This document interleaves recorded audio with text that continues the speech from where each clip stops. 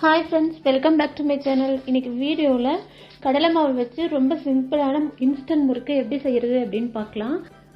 அரிசி மாவு கடையில வாங்குனது 4 கப் அளவுக்கு நான் மெஷர் பண்ணி எடுத்துக்கிறேன். ஒரு மெஷர்மென்ட் கப்ல 4 கப் அரிசி மாவு, அதே கப்ல 2 கப் அளவு கடலை மாவு எடுத்துக்கோங்க. கடலை மாவு அதிகமா எடுத்தோம் அப்படினா ஆயில் வந்து அதிகமா எடுக்கும் முறுக்கு. சோ 2 கப் அளவுக்கு எடுத்துக்கோங்க கடலை மாவு.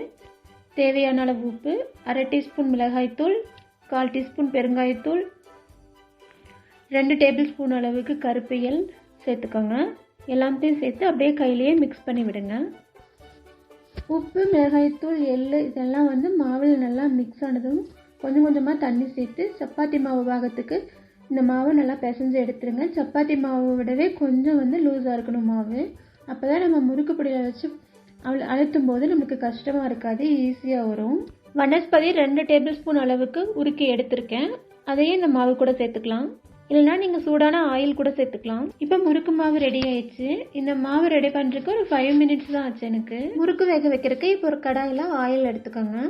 தேன் குழல் அச்சுல நான் இப்போ முறுக்கு மாவு போட்டு எடுத்திருக்கேன். இப்போ டைரக்டா நீங்க வந்து கடாயிலேயே வந்து முறுக்கு ஒவ்வொரு முறுக்கா வந்து பிழிஞ்சு விட்டுடலாம். டைரக்டா முறுக்கு பிழியும் போது ஸ்டவ் மீடியம் ஃப்ளேம்ல வச்சுக்கோங்க. டைரக்டா பிழையிறது கஷ்டமா இருக்குன்னு ஃபீல் பண்ணீங்கன்னா ஒரு பிளேட்ல ஆயில் தடவி ஒவ்வொரு முறுக்கா நீங்க வந்து அந்த பிளேட்ல புழிஞ்சு விட்டுட்டு ஒவ்வொரு முறுக்கா எடுத்து நீங்க கடாயில போட்டு வேக வச்சுக்கலாம். அவ்வளவுதாங்க, 10 நிமிஷத்துல எனக்கு இன்ஸ்டன்ட் கடலை மாவு முறுக்கு ரெடி ஆயிடுச்சு. என்னோட வீடியோ பிடிச்சிருந்தா சப்ஸ்கிரைப் பண்ணுங்க, சப்போர்ட் பண்ணுங்க. தேங்க்யூ.